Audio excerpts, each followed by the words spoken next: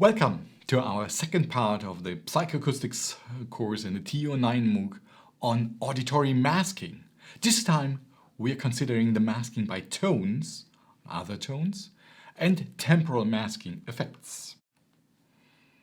We've already seen that the masking of a narrow band of noise is specific and more strongly close to the center frequency of the noise. Similar effects occur when a tone is a masker and it's masking another tone.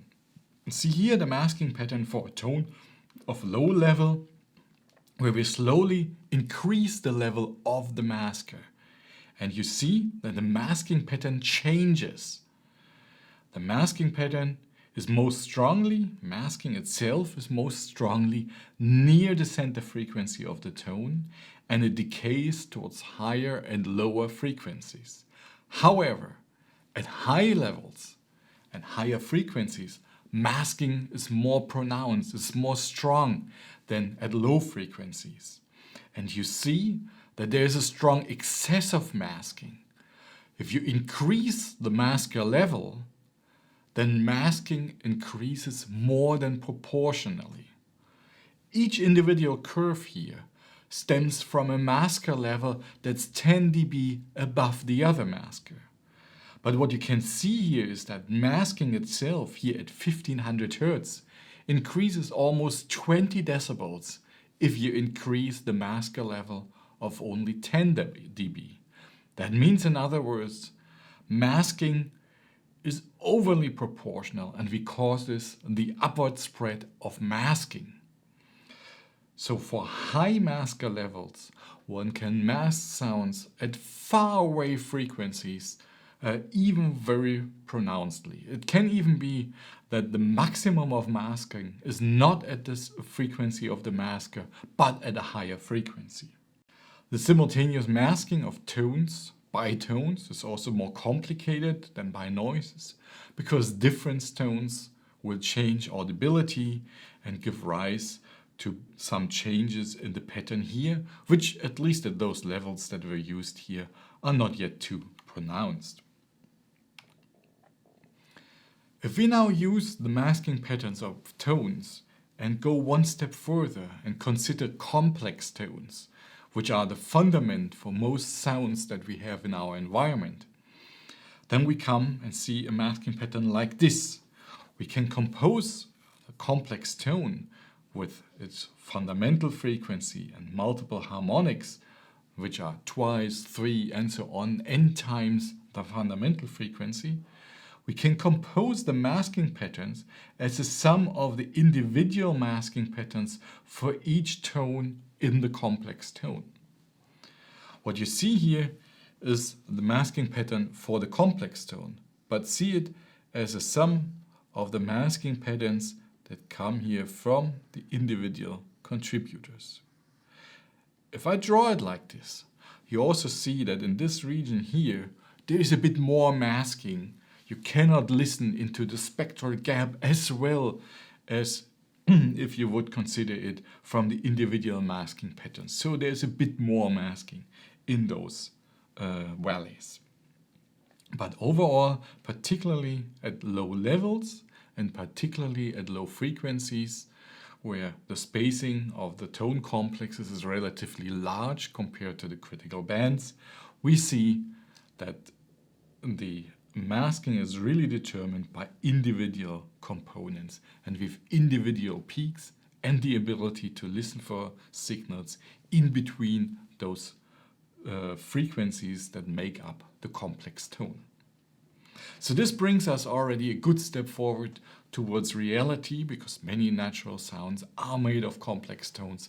Think just about speech, which has harmonic complexes in there in the vowels. Now, so far, we considered masking only as a simultaneous masking exercise, where stimuli are long enough so that we have kind of steady state conditions. But what happens if our stimuli are shorter, like it often is in the real world? Now let's first consider this case where we have a masker that's ongoing, it's a long-term masker, but we shorten the tone. So we just have a short tone bip in that masker. And the results for this are given in this curve here. We see the level of the tone burst, of short tone burst, and the duration is given on the abscissa. The level that is necessary for the tone burst to be just audible in basically steady state noise of different levels. The red curve gives a noise of 60 dB. The blue curve is for a noise of only 40 dB. What we can see here is that irrespective of the noise level, the masking increases, or in other words, the energy of the test tone needs to be turned up if the test tone gets shorter than about 200 milliseconds, here indicated by that dashed line. So beyond 200 milliseconds, we kind of have steady state conditions. Shorter than 200 milliseconds, we need to increase the level of the tone. And that increase is done with 10 decibels per decade. That means, in other words, if we go from 200 milliseconds to 20 milliseconds, which is a decade, a factor 10 in duration, then we have to raise the level of the signal, the probe signal, by 10 dB. And the same again holds true if we shorten it further to 2 milliseconds. Again, we see here about a 10 dB difference. So in short, if your signals are shorter than 200 milliseconds, we need to increase their level to compensate for the shorter long-term energy. In other words, you could consider the auditory system as a long-term integrator, an integrator over 200 milliseconds that looks for the energy of the tone to detect the tone in the masker. I've also brought you a demonstration of this effect. There are 10 tones played and with shorter and shorter duration. We start off with 500 milliseconds and the duration is shortened in steps all the way down to 1 millisecond. The demonstration is played first without the noise and then in the second time with the noise. And you can basically count how long and how many tones you can hear in each situation. You can of course hear the tones without the noise, but with the noise present, you will hear something about 7 or so of the tones.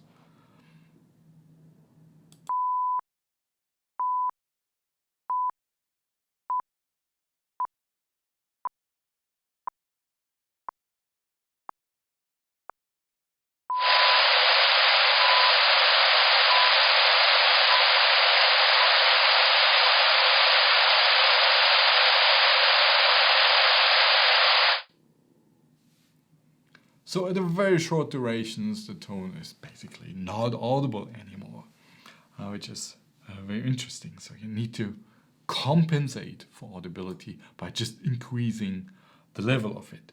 Note, this also means that if you have short impulsive sounds, to hear them and for them to have a certain loudness, their level needs to be very high and it can be dangerous. The effect of tone duration already brought us to temporal masking effects. But we can also see masking as a relative timing issue of the tone relative to the masker. So far, we considered simultaneous masking, where the tone or the probe signal is simultaneously present to the masker. But there's also a situation where the probe tone or a short burst is present before a masking sound. And interestingly, there is even masking there. We call this backward masking or pre-masking.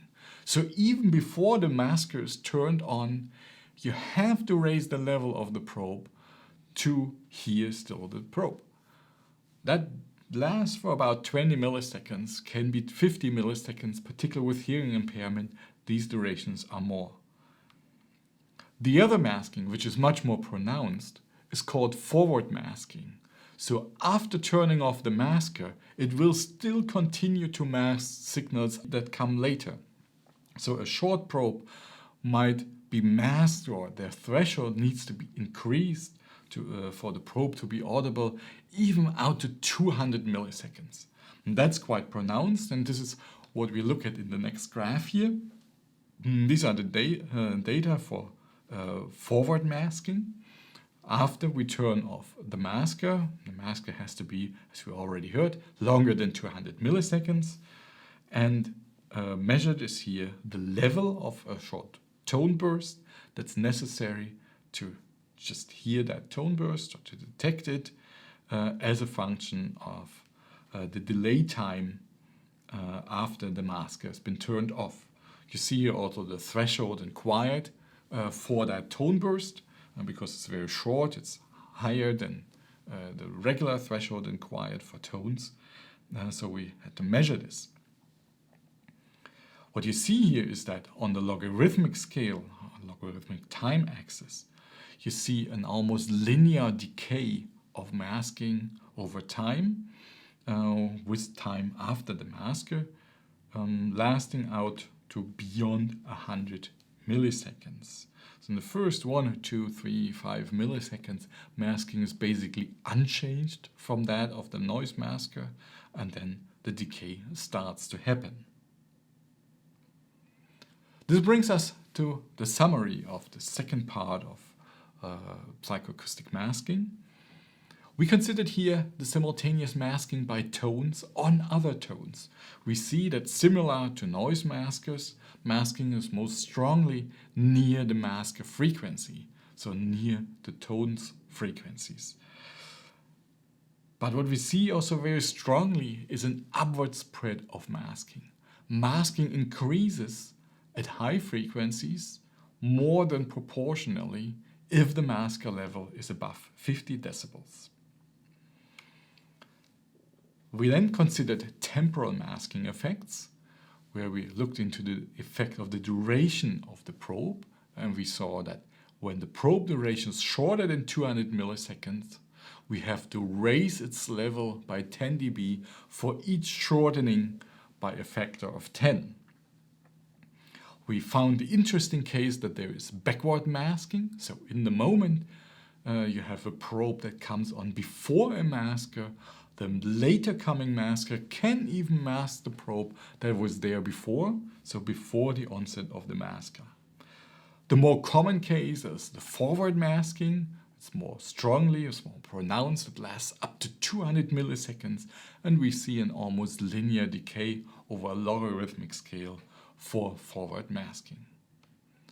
This brings me to the end of the second part of our psychoacoustic lecture on masking, and the next part will now go forward from masking and explain how we can model masking effects by telling you more about auditory frequency selectivity and the critical band concept. Thanks for listening, and I hope that you'll enjoy this.